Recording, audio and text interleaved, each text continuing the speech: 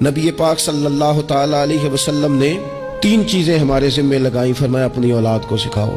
یہ باپ کے ذمے لگائی ہیں حضور نے چیزیں، ماں کے ذمے لگائی ہیں، فرمایا یہ اپنی اولاد کو سکھاؤ 3 چیزیں۔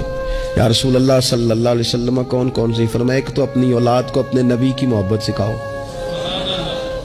اس کا مطلب ہے ابا کو نعت پڑھنی چاہیے نا، اس کا مطلب ہے اماں کو نعت آنی چاہیے نا، اس کا مطلب ہے حضور کے قصیدے یاد ہونے چاہیے نا، اس کا مطلب ہے نا کبھی بازو تھام کے باپ کا نا پتر چل آج فلان جگہ تجھے لے جاؤں، وہاں مدینے والے کی باتیں ہوں گی۔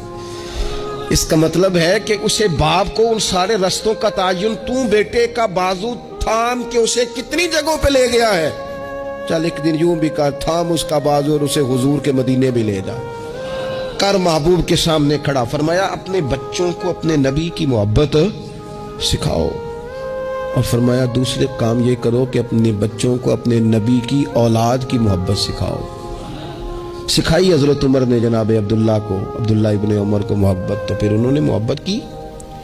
اپنی اولاد کو اپنے نبی کریم کی اولاد کی، اہل بیت کی محبت سکھاؤ۔ اور تیسرا حضور نے ذمہ لگایا کہ اپنے بچوں کو قرآن پاک کی تلاوت سکھاؤ۔